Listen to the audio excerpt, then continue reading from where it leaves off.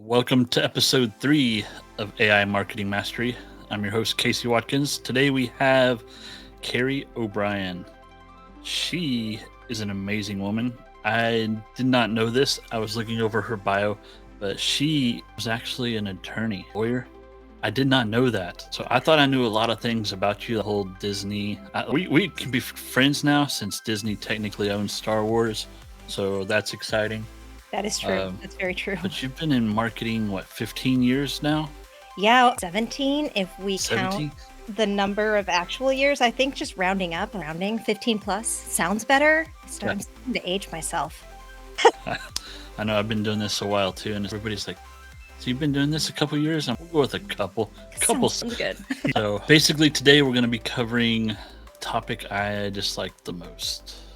AI compliance and what we should be thinking about it for our businesses. So you just want to jump in and I'll try to ask you some questions, things that pop in my head, because it's not something I really like. I just want AI to be wide open.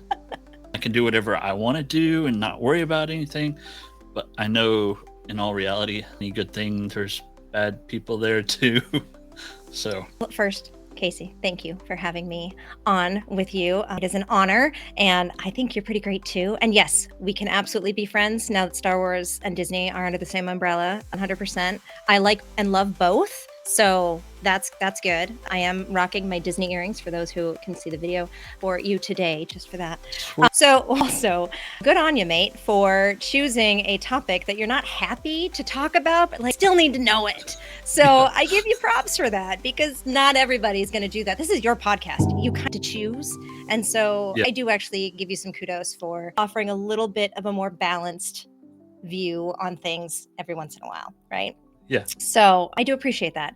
And lawyer thing, I do try to hide it sometimes. I am no longer a recovering lawyer. I have fully owned that I am not an attorney anymore. It is okay. My parents are almost over it. We're good. 17 plus years in, it's okay now. But that training, that education, all of that sticks with you no matter where you go. So I can't but help it sometimes. And it really comes out in this world of AI. For me.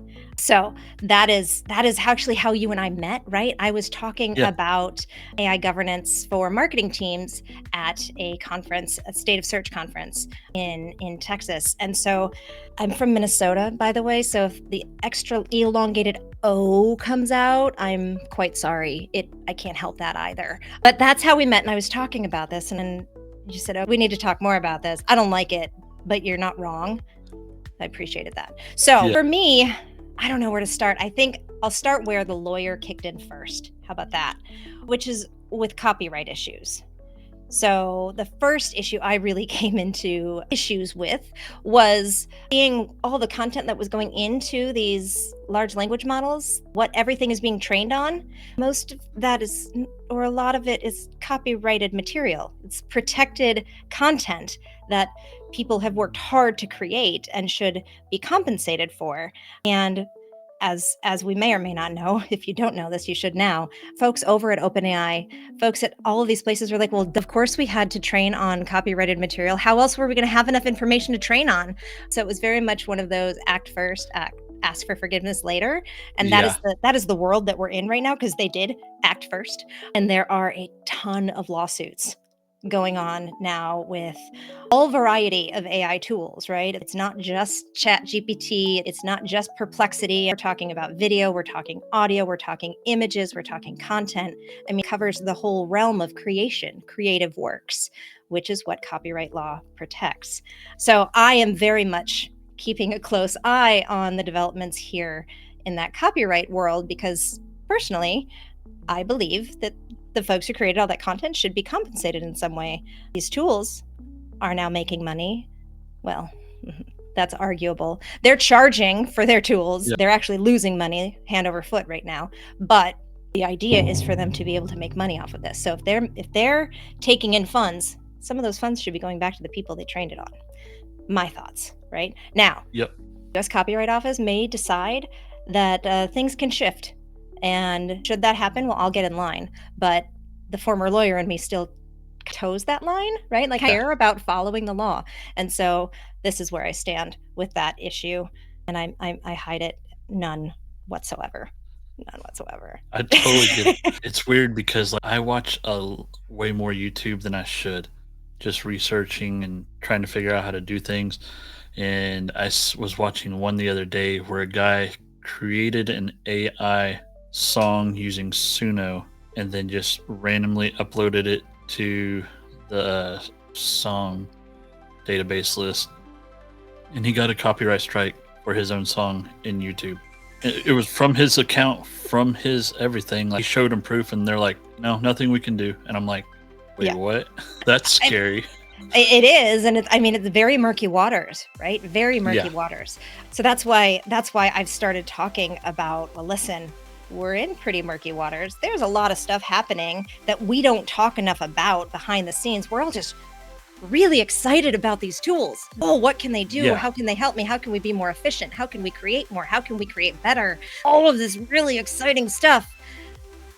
But there's a lot of stuff underlying these tools that we are not paying attention to. Maybe we don't even know about because it's not in the news. It's not as sexy as we want it to be. It's not as fun. It's not as free. That's why that's where like, well, we're here to talk about something I don't want to talk about. That's exactly right. Yep.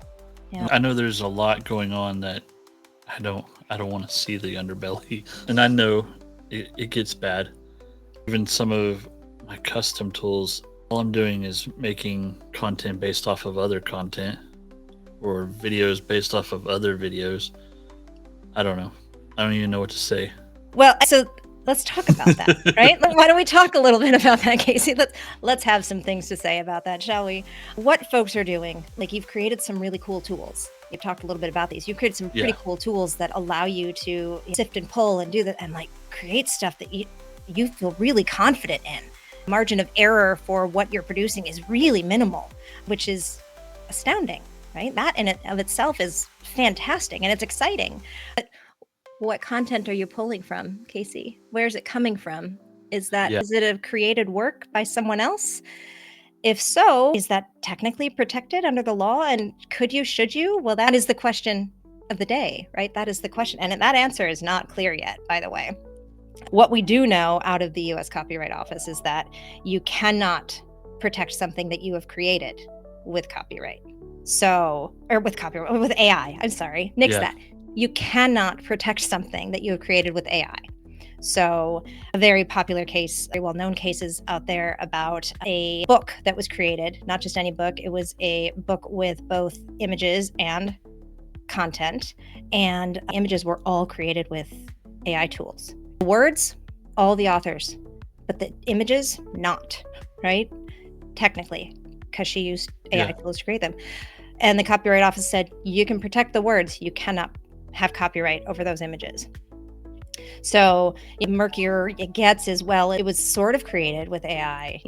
Especially with content, I put in all this content and then I asked AI to make it better. Or I gave AI all these amazing prompts to get to where I wanted it to be. Well, conversation is right now, you could protect the prompts possibly, but not the output. So that's where we know we can't protect it on that end. What about going in? What about the stuff? Yeah. So that's the heart of everything right now. And here's the thing. Even if we set aside copyright, because lawyer nerd, we could talk about this forever.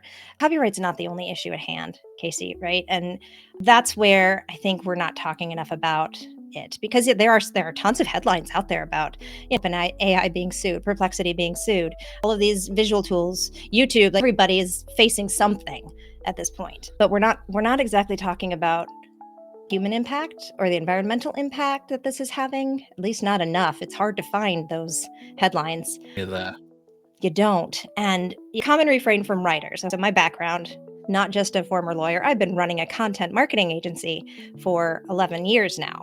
And so I have seen from 17 years onward growth and change in the SEO industry and the content marketing industry and all of this.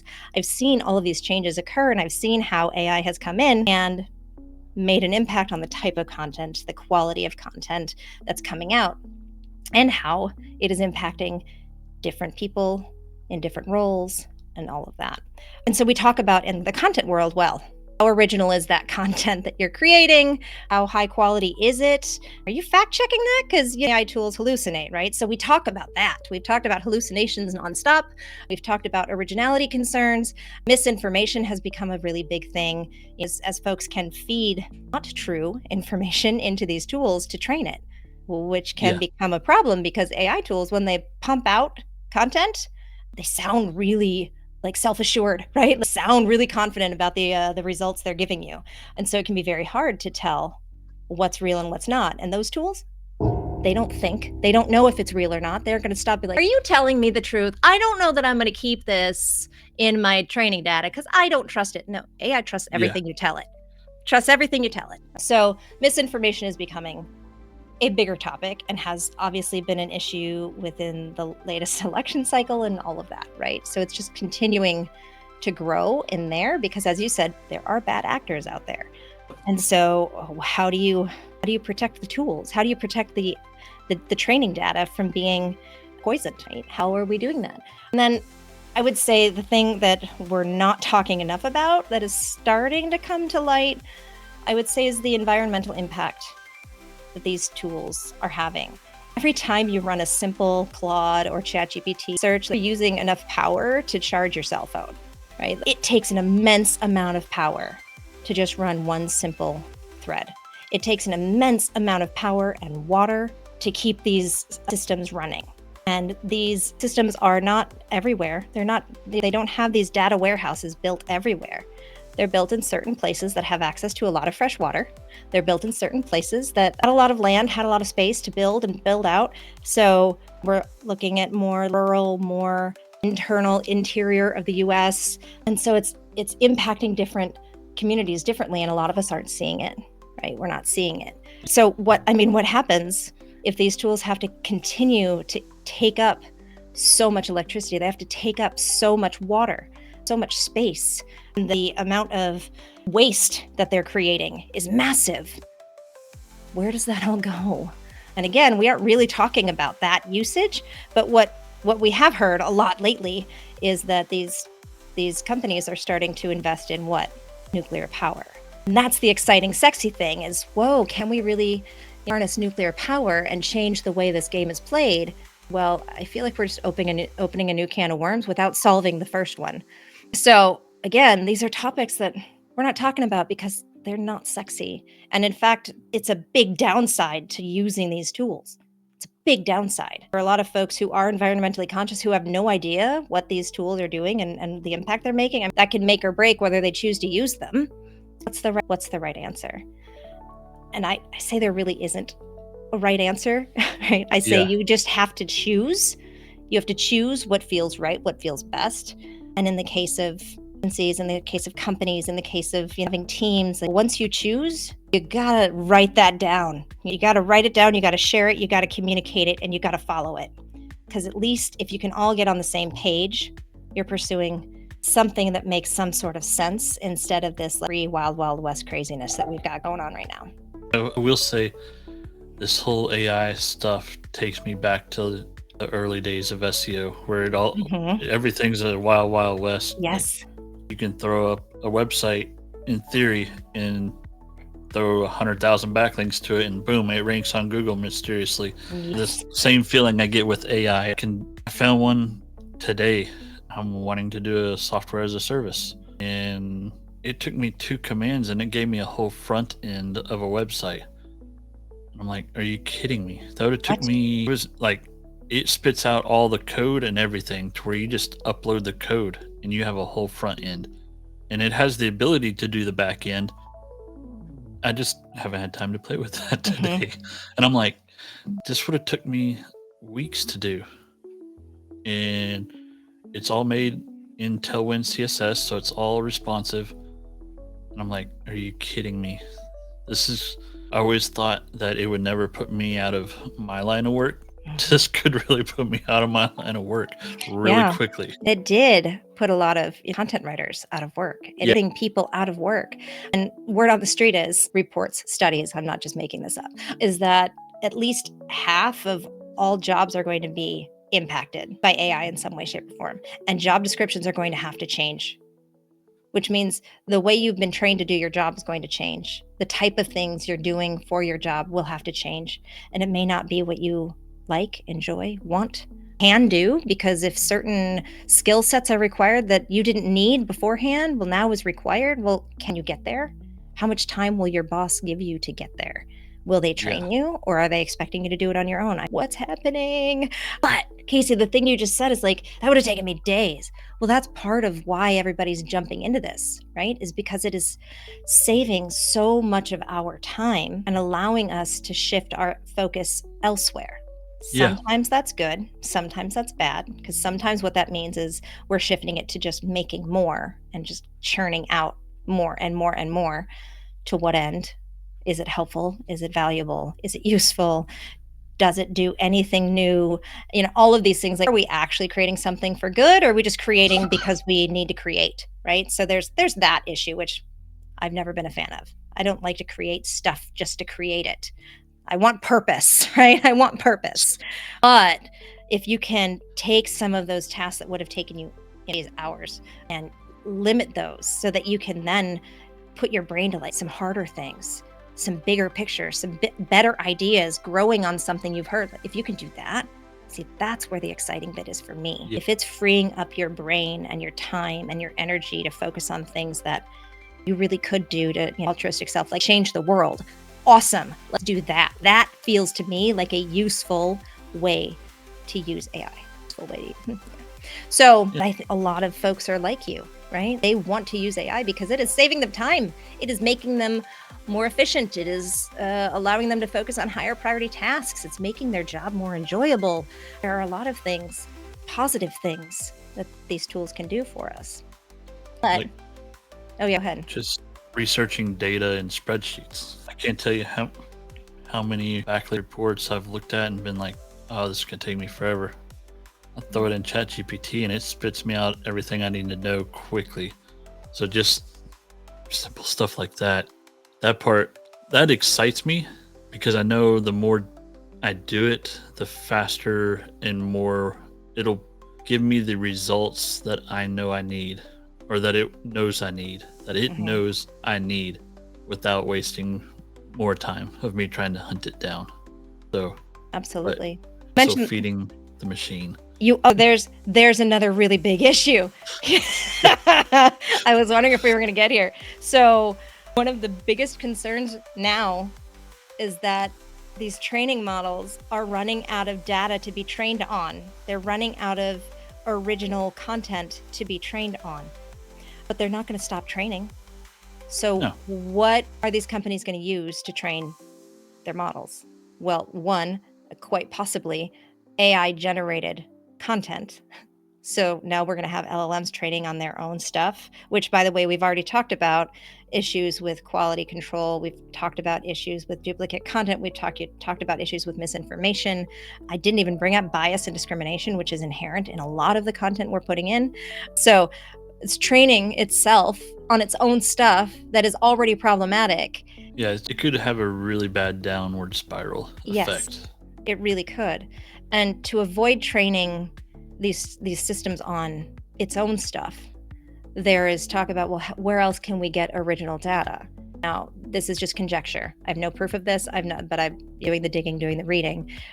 Is it possible that these companies, these tools, are going to ask to use your email content? Like your personal email content, your work email content, your chat histories, your text messages? How far will this go? How much will we allow? How far will we allow it to go? What are we okay with? That I have no idea. That's scary. That's scary to me, right? It's a bit too far in my world. Because I'm sitting here thinking about just the emails. I would probably let it have access to my emails, especially if I could set up responders and how I would respond back to certain specific topics. Yeah, I probably would, especially if I can get it to filter. Hey, if this says this, go ahead and move it to this folder. Yeah. But historically, those types of conversations, email, text, all of that have been seen as highly private. Your personal files, your personal folders, your personal, highly private. Again, lawyer hat on. To get access to any of that, you have to subpoena that stuff have to go through the court system to be able to get access to any of that stuff, right? So are we willing to give that up freely now? If that is something that if someone brought a lawsuit against us, we would be fighting tooth and nail to not allow out. But AI tools can train on them. Like it does not compute. It does not compute, Casey. That's scary too.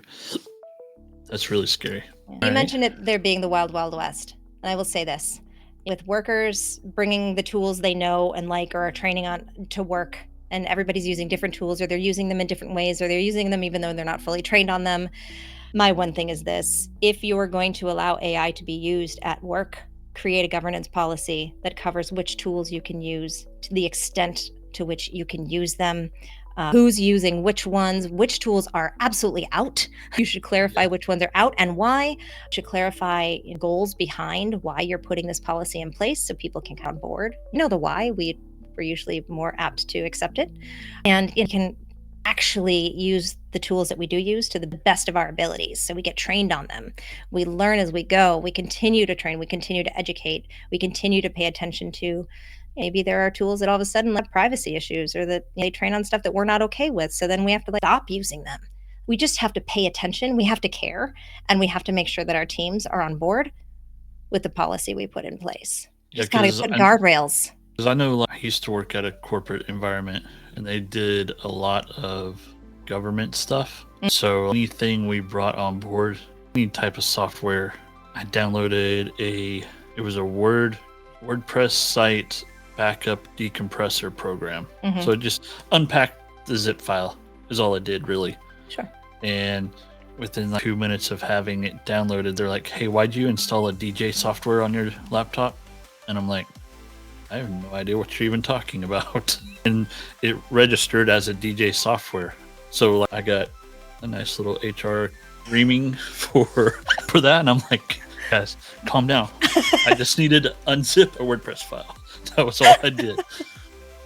So it's like environments like that, you're going to have some kind of governance policy. I get both sides of it, because as an SEO guy that has to write about this, I can train a ChatGPT on all your products just by uploading all the document manuals. And boom, I could put out good content that's all relative based to you. I could do the same product support. I can, all the documents management you have for that specific product, upload it and just have it tell me. I could put in, hey, it's doing this, well, how do I fix it? And boom, it'll tell me how to fix it. But at the same time, it's what are we training? What's getting out there into the world? What don't we want out there in the world? Things like that. So it's going to be a weird world for a little while. Well, and you're right about more regulated the industry is that you're in, the more you have to regulate the use of AI, right? Because what data are you allowing your team members to put into these tools? Healthcare is a huge one, right? Patients' health records of any kind, doctor notes, anything, like that's a problem. Legal, what are we allowing in? Case files? I seen attorney notes, interviews. Where's this going? So you have to be careful. I popped up on my feed the other day that ChatGPT, one of the AIs, I don't remember which one, actually created and purchased a LLC. Wait, what? In Nevada, I believe. It did everything. They just typed in what they wanted the LLC to be. It made the LLC, went to the site, purchased it, and was good to go. That right there, like me, that scares me. Yep. That's made my heart beat a little bit faster, not gonna lie. Yeah, so there's a lot. I am not an attorney, and I know there's a lot that can go wrong. Well, this is the thing I did when I was on stage too. I'm like, also, I am not a licensed attorney.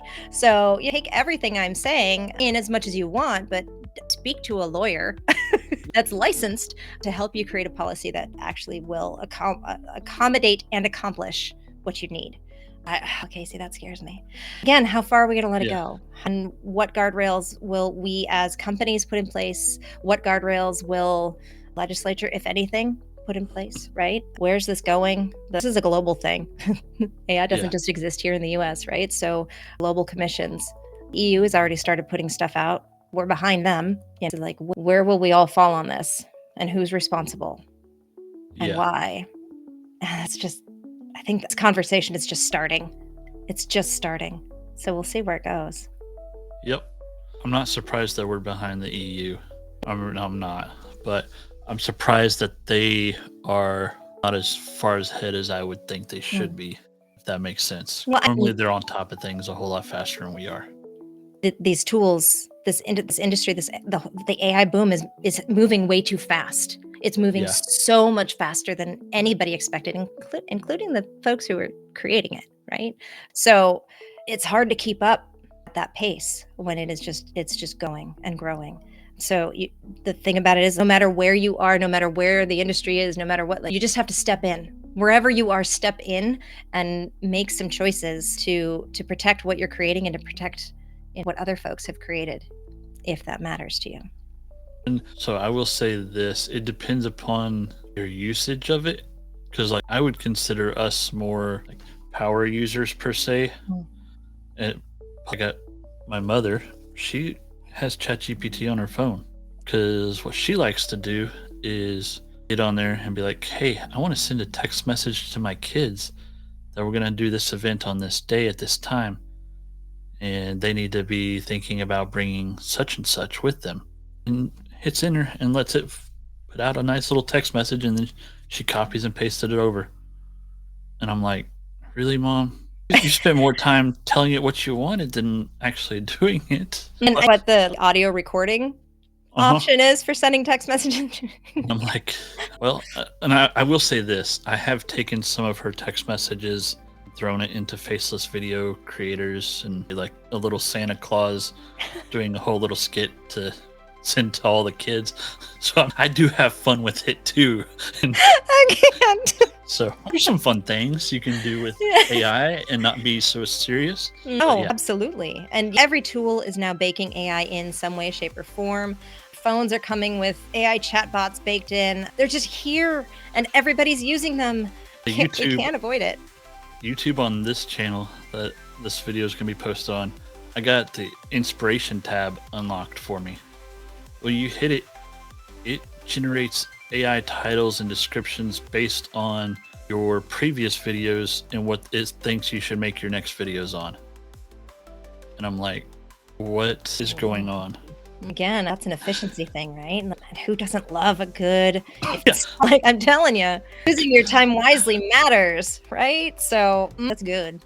I was looking at it and I'm like, man, well, it gives you 4 options. And I'm like, 2 of those 4 actually would make really good sense on my next videos. So I'm going to go ahead and write those down, and those will be posted at some point, because why not? Why not? Thank you. I appreciate you. Yeah, so, wow, this has been a fun, interesting conversation.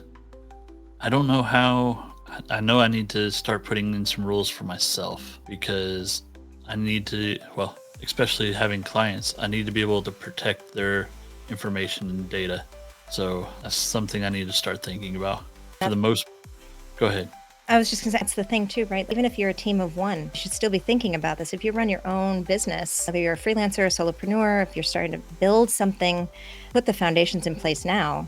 Because you're right, you have clients. And if you're using AI tools to help accomplish tasks for them, what are you okay with putting into these tools? What are your clients with? In my mind, they should be asked, or you should have a set of items that you are saying, this is how I use it, and this is the information. If you don't like it, opt out. They should have some way to agree to you using tools for them. That makes sense. All right, I think we're almost to that point. You want to do, I have 7 questions for you. Let's go. All right. So first one, who is the most famous person in your phone? Okay. I don't know a lot of famous people. You know who I'm going to say? Nick Leroy, founder of SEOjobs.com. Okay. Everybody knows Nick. Yeah, that's a good one. That's a really good one. No, I'm with you. I got to get more famous people in my... All right. I know. Number 2, what do you enjoy most about your business? The freedom to choose. I get to decide where I'm focusing my time. I get to decide who I work with. And both of those things matter. Who you work with really matters to me. Mm-hmm. I have let go of more clients than I care to admit just because they were not fun to deal with. So, all right, what's one book or podcast you would recommend to our listeners and why? I'm going to say anything by Brené Brown. But the most recent book I read, actually had her read to me as an audiobook form, was Atlas of the Heart, which I feel like we could all, society, use some training on emotions and putting the right words to those emotions and understanding how they appear and how to use all of that in conversation with one another for greater empathy, greater connection, compassion, all of that. So I would say that one. That's a good one. All right, if you can go to have coffee with any historical figure, who would you choose? The Dalai Lama. One of my weakest links is patience. I don't have any. So I really feel like I could not only gain some really unique perspective in that conversation, but I feel like I could learn a lot about myself and growing as a human in that conversation. Yeah. That's a good one. That's a real good one. All right, so what's your biggest pet peeve? Oh, if it hasn't come across, inefficiency. I hate wasting time. It drives me nuts. Yeah, I get that a whole lot. One of my tools that I used was down for 30 minutes, and I'm like, really just wasted 30 minutes of my life. That's how. The way my brain goes too. You're not I'm alone. like, all right. So if you could eat one meal for the rest of your life, what would it be? Sushi. Ooh, I'd be right there with you. Yes. I love me some sushi. Yes. So we have a place. We just moved, and so we've been hunting sushi places, and we found one. It's Che Pedal and Poke. And they basically, it's a bowl, and it's just all the sushi toppings in a bowl. And my wife is sick of it. I'm eating it like 3 times a week right now. I know it's not healthy for me, but it's Says who? so freaking amazing. Oh my gosh, I love it. So yeah, I like between that sushi and pizza, those are my 2 go-tos. Sure. So all right, here's the hard one. If you could start a rumor about yourself, what would it be? So, I think this is the one because it's not crazy, but it's also something I would love to be true. I was an extra on the set of Wicked. I don't know if you've seen the No. Broadway musical. I don't know if you've seen the movie. I saw the movie 3 times in the first 5 days that it was released because I am literally obsessed. So if I could say that I was an extra, part of the chorus on the set of Wicked, game on, that'd be great. See, and that's not what I would have chose. Well, you're not a musical theater nerd like I am. No. So I would have been like, surprised me. I would have assumed you would have said that I am a Disney princess in incognito mode. No, That's because what I would have. I'm sure other people have already said that about me. I'm trying to start a new rumor. a new one. I'm Okay. starting one about myself. And everybody who knows me at all understands that I am very much a strong Disney adult and don't hide it. I don't hide it at all. Yeah. But I am also a musical theater nerd. So I that's did the not one. know the musical theater, so that's pretty cool. Awesome. Well, is there anything else you would like to say, wrap up with? I will just say this. Thank you for having me on. Thank you for having a conversation that I know isn't the most exciting, but hopefully was helpful. And if you have additional questions, if anybody listening has additional questions, y'all can find me at any time on LinkedIn, Cari O'Brien. Yep, we'll have all your information in the description, so that way they can get in touch with you. Love it. Awesome. We'll see everybody on the next episode. Bye-bye.